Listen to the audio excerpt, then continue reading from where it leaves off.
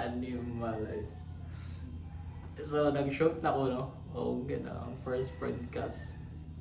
Binaog na. Actually, na-record siya, pero balik. So, dili ninyo makita akong nabuang. So, let's start once again. So, actually, dagan na ko giingon niya, di balik na podcast. Ay, naka. So, yeah, so,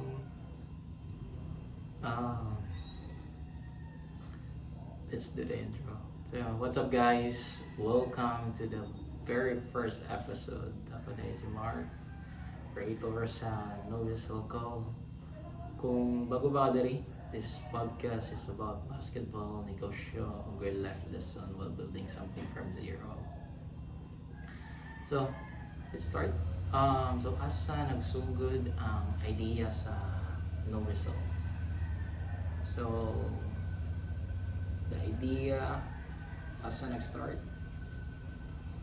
So, actually, gi-relate rin ako siya sa asa ko gud ako, which is from Mabolo, Stasyonan, which is bata pa ko hilig na jud basket. So, actually, kinsa may hilig basket. Siguro all Filipinos na laki siguro hilig kayo, but not all actually, but mostly. So, and you know the no whistle, which is no foul or walay pito. So that's where the idea came from. So, which is kung mag 1v1 da or 2v1, 3x3 ba diya sa inyo, di ba mas kuhan ka ng mas prefer na to nga walay referee kay mas in bias or something. So that's where the no whistle call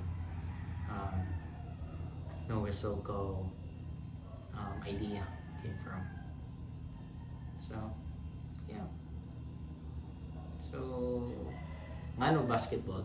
So yeah, as what I've said, yeah, hilig na ko ang basketball. So, like, pagbata pa lang as far as I remember,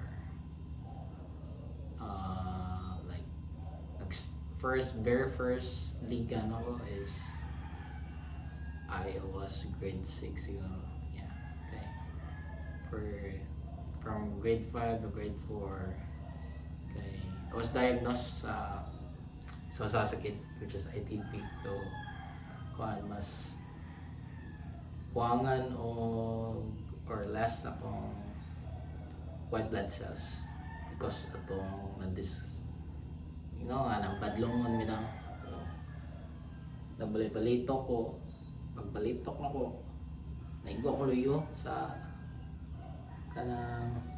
sa puste. So, which is dagong ngayong luyo ay mga to. Wala ko ningon sa mama, kaya wala ko kabaw. Dili ba na ito makita itong lagyo na mga to, na dito lagong. So, pagkuhan ako, pagligo na nako, bata ko gud ano. Pagligo na ako, ang auntie nakabantay. Lo, mundo ko maginig lagong ang ning bata sa luyo. Matog isumbong na sa mama. Pagsumbong na sa mama, adto na. Check up na ako kay for the past weeks ato ay nawala-wala na ang lagom, pero dagang lagom-lagom ang lawas, which is kanang bruises nga walay sakit bitaw. So adto na action sa laka. So that's the time to pag-hospital ti kan nga low ang platelets, and then undergo surgery ato gikuan o dugo ang bone marrow. So that's what happened, and then fast forward 2 years ato na ko nibalik na sa basket kay lingaw yeah, adto mas dagang kag kaila nga friend, mas dagang kag makaila. So that's why I chose basketball. So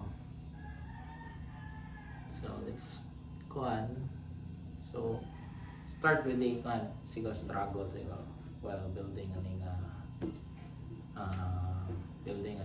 brand. So which is wala ko'y capital ani actually. So it's all from the customer nga asa gikan ang kwarta ni tanan. So yeah, and also from the sponsorship. So that's where it came from. Those hard intense nga itong nakuha.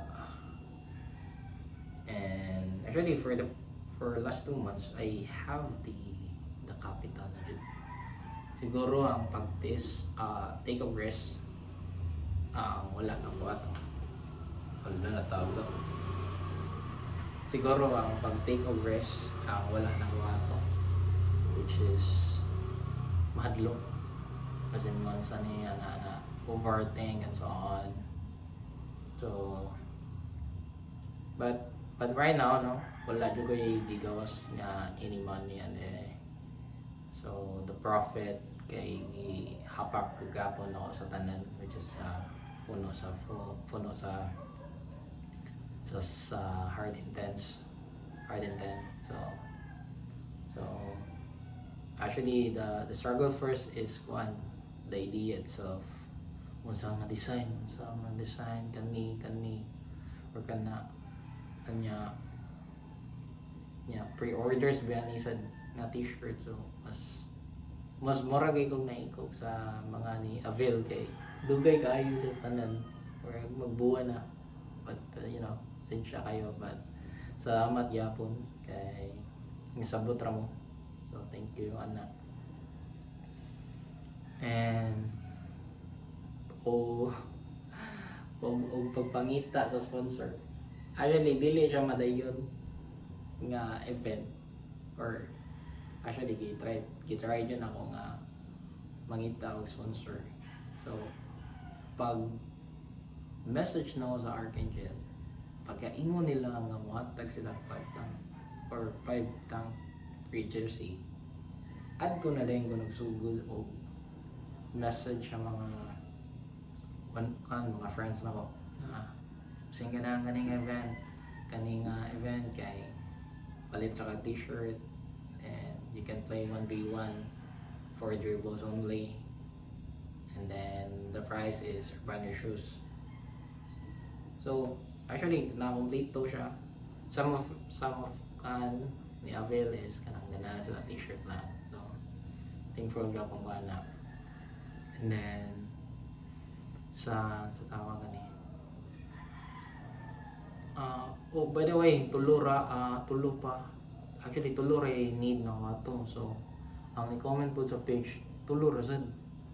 So og dito mapunan by the next week, Wednesday or Thursday. So sila akong pilion, sila ra minang-comment. So simple as that, more rules. So I hope madagdagan so that we can choose sa more and competitive for that sa event, since it's only 4 dribbles kasi no. So I know it's kinda lisod if you're not used to. So enough. So next vision. Sige, let's talk about vision about this brand. Siguro unsay plano nako is ako rin siya gisundog actually. The idea itself, it's from if you're familiar with this YouTubers, Ball's Life, TNC of Dribble. So kana ginatanaw na nako permi sa YouTube. So kana sila kay nag-organize sila mga 1v1 events with only 4 dribbles. So they're visiting states by states dito sa US kontra sa ilang mga product na mga players. So it's a great journey, kay they're kanang exploring every state. Yeah, makita din mo ang talent sa usag-usab. kay by doing the 4 tribbles, lisod siya, and lisod siya, then nindot actually. So, and then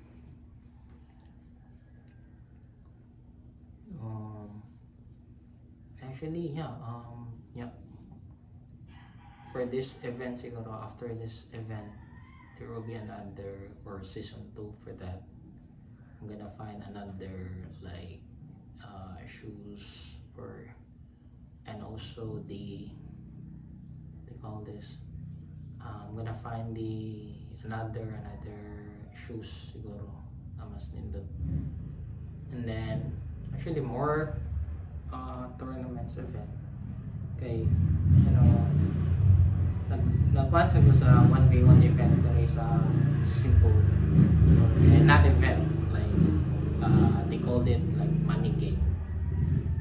So like actually nindot man siya, but there are only like few ra siguro akong naganahan sa mga duwa nga money game, kay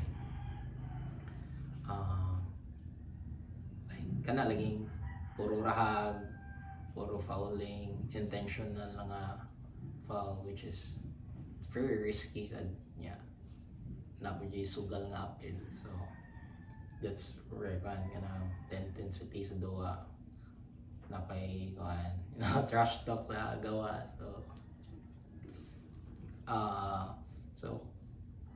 so this community, or ang gibuild nga community, is to to prevent injuries pud sa mga kanang players, and to showcase their skills, kana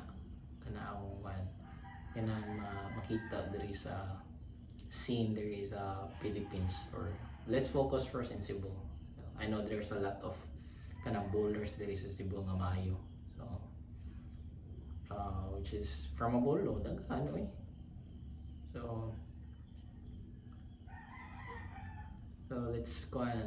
let's aim for that in the future, so I hope you're gonna help us, or help me when building my community, by just purchasing the t-shirt, you can actually appeal na sa event itself. So siguro next season let's invite some of kanang shifty nga mga players pa dyan. So that's it. And then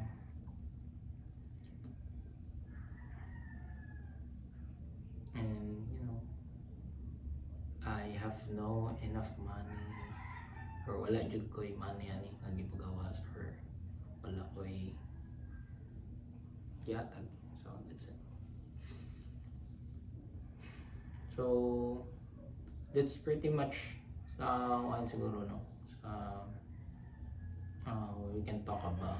Maybe in the second episode na tayo ma-invite diya isa may ganahan, so we can actually talk more like podcast diri when visit here in my sa Balay. There's Liloan. Currently na ako sa Liloan ngayon. So nang layon ako sa Mabulo. So actually like nag-like ko sa home parents, and it was good, it's freedom. You can do whatever you want, walay mo may samo, walay may mabuot, something like that. So but at first maybe we can talk that in different episode. So wala, so that's it. Thank you so much. Bata na si Madam. So that's it. Thank you sa pagpaminaw sa first episode. Kung ganahan man nga journey, follow the page kay tag istoryan. So remember, love is all, just work. Peace.